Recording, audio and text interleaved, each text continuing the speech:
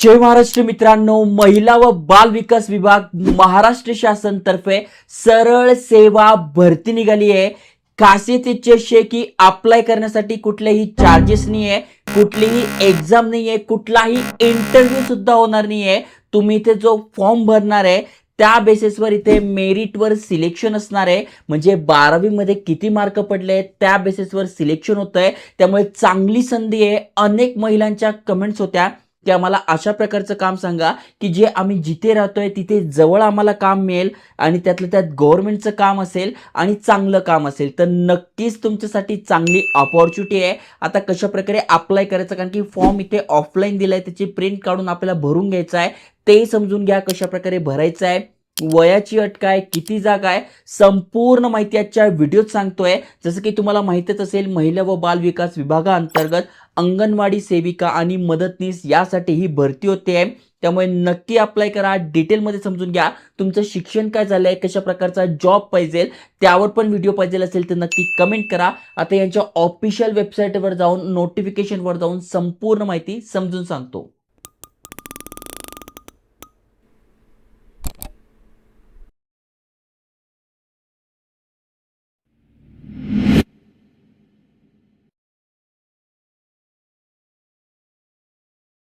तर मित्रांनो, तुम्ही ते बघू शकताय, महिला व बाल विकास विभाग महाराष्ट्र शासन यांच्या ऑफिशियल वेबसाईटवर घेऊन आलो आहे। तुम्ही ही वेबसाईट कधी ना कधी बघितलीच असेल, कारण की लाडकी बहीण योजनेच्या वेळेस अनेक जणांनी या वेबसाईटवर गेलेला। आपले महाराष्ट्राचे मुख्यमंत्री झाले, उपमुख्यमंत्री झालं, या विभागाच्या प्रमुख आदिती तटकरे झालं, तर यांच्यातर्फे हे अपडेट आलंय भरपूर साऱ्या जिल्ह्यांमध्ये। जसं की तुम्ही बघितलं असेल, अंगणवाडी का जसं की सक्षम अंगणवाडी आणि मिशन पोषण 2.0 या अंतर्गत मोठ्या प्रमाणात भरती होते आहे। तर तुम्ही ते बघू शकता, ही यांची ऑफिशियल वेबसाईट आहे। यावर अर्ज कसा करायचा संपूर्ण माहिती दिली आहे आणि ही यांची ऑफिशियल PDF असणार आहे, जाहिरात असणार आहे। जसं की तुम्ही ते बघू शकताय, शैक्षणिक पात्रता काय पाहिजे, तर अंगणवाडी सेविका व मदतनीस या पदासाठी जी भरती निघाली आहे त्यासाठी किमान तुम्ही 12वी पास उत्तीर्ण असणे आवश्यक आहे। म्हणजे कमीत कमी 12वी पास पाहिजे। म्हणजे तुम्ही जेव्हा फॉर्म भरणार आहात तेव्हा तुमचे 12वी मध्ये किती मार्क पडले, तुमचा रिझल्ट तुम्हाला फॉर्म सोबत जोडायचा आणि त्या बेसिसवरच इथे सिलेक्शन असणार आहे। जो हा फॉर्म म्हणजे जे रिझल्ट 12वीचा जोडणार नाही त्यांचे अर्ज अपात्र ठरवण्यात येईल आणि त्यांचं सिलेक्शन होणार नाही। ओके, आता अजून एक महत्त्वाची गोष्ट म्हणजे इथे वास्तव्याची अट दिली, कारण की व्हिडिओच्या सुरुवातीला सांगितलं अनेक महिलांच्या कमेंट्स असतात, आम्ही जिथले रहिवासी आहोत तिथला आम्हाला जॉब पाहिजे आहे, कारण की महिलांना दुसऱ्या ठिकाणी जाऊन जॉब करणं परवडत नाही, मुलं घर सांभाळणं असतं। तर यांच्यासाठी चांगली संधी आहे की तुम्ही जिथले रहिवासी आहात, स्थानिक आहात, तिथेच तुम्हाला हा जॉब मिळणार आहे। तिथली जी अंगणवाडी आहे तिथे तुम्ही हे काम करू शकता ॲज अ मदतनीस किंवा अंगणवाडी सेविका म्हणून। ओके, त्यामुळे त्या शहराचं तुम्ही रहिवासी असणे आवश्यक आहे आणि तिथलं तुमच्याकडे रेशन कार्ड, मतदान कार्ड किंवा विजेचं बिल हे तुमच्याकडे असणे आवश्यक आहे, जे की तुम्हाला फॉर्म सोबत जोडायचे। वयाची अट काय, तर अंगणवाडी मदतनीस या पदासाठी किमान 18 वय पाहिजे, कमाल 35 पाहिजे। म्हणजे 18 ते 35 मध्ये तुमचं वय आहे, चालू शकताय। पण जर का तुम्ही विधवा महिला आहात तर तुमच्यासाठी 40 वयापर्यंत इथे सूट दिलेली आहे। अजून एक महत्त्वाची अट यांनी टाकली की लहान कुटुंब जे असेल त्यांना प्राधान्य देण्यात येईल। जसं की बघा, उमेदवारास 2 पेक्षा जास्त हयात आपत्ते म्हणजे 2 किंवा त्यापेक्षा जास्त मुले नसावीत।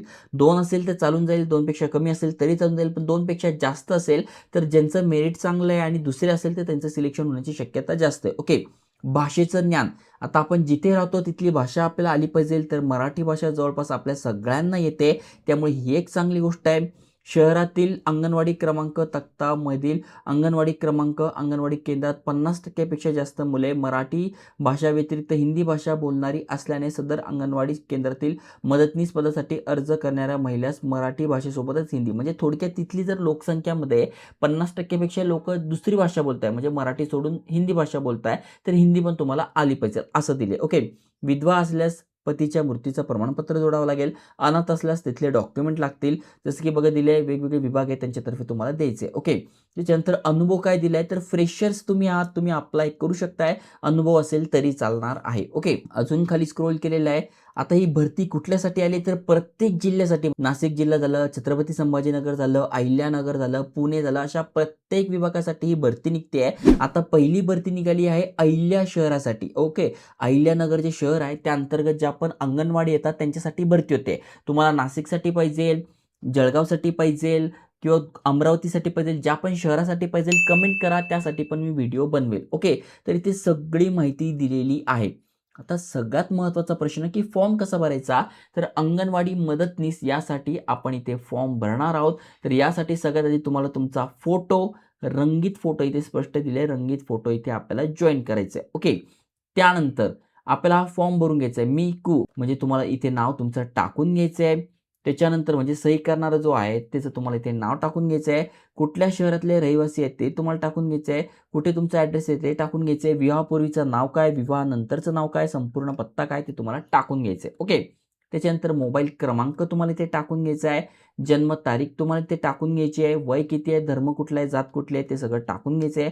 मागासवर्गीय आहेत का, हो किंवा नाही, तुम्हाला जे पण असेल ते इथे टाकून घ्यायचे. ओके, त्यानंतर आपण इथलेच रहिवासी आहोत का, येस नो तुम्हाला टाकून घ्यायचं आहे. विवाहित आहात, अविवाहित आहात टाकून घ्यायचं आहे. हयात असलेल्यांच्या अपत्यांची संख्या, मुले किती आणि मुली किती, म्हणजे मुलगा एक आहे, मुलगी एक आहे ते टाकू शकताय, किंवा मुलं 2 आहे, मुली 2, जे पण असेल ते टाकून घ्यायचे. पण ज्यांचे 2 अपत्य आहे, म्हणजे एकूण अपत्यांची संख्या टाकायची, 2 असेल तर त्यांची चांगली अपॉर्च्युनिटी आहे की सिलेक्शन होण्याची. ओके, त्याच्यानंतर शिक्षण काय झालं आहे, मग 12वी पास आहात तर 12वी कधी झालेला आहात, कुठल्या बोर्डातनं झालं आहे, किती टक्के पडले, किती गुण मिळाले ते टाकायचे. जर ग्रॅज्युएशन झालं असेल तर ते डिटेल्स टाका. तुमचं पोस्ट ग्रॅज्युएशन झालं असेल तर ते टाका. डी-एड झालंय, बी-एड झालंय, जे पण झालं असेल ते तुम्हाला ते डिटेल्स टाकून घ्यायचे. ओके, त्याच्यानंतर तुमच्याकडे काही अनुभव आहे का, असेल तर टाकायचा आहे. त्याच्यानंतर अर्जासोबत कुठले कुठले डॉक्युमेंट जोडायचे, तर रहिवासी पुरावा तुम्हाला जोडायचा आहे. स्वतःच्या हस्ताक्षरातील फोटो तुम्हाला लावायचा आहे. 12वीचं प्रमाणपत्र किंवा यापैकी कुठलंही शिक्षण झालं असेल, MSc वगैरे झालं असेल त्याचं. वयाचा पुरावा, मग 10वीचं बोर्डचं जे सर्टिफिकेट आहे ते चालेल, किंवा जन्मतारीख ज्याच्यामध्ये आहे, जसं की महाविद्यालयीन शाळा सोडल्याचा दाखला किंवा जे पण असेल ते.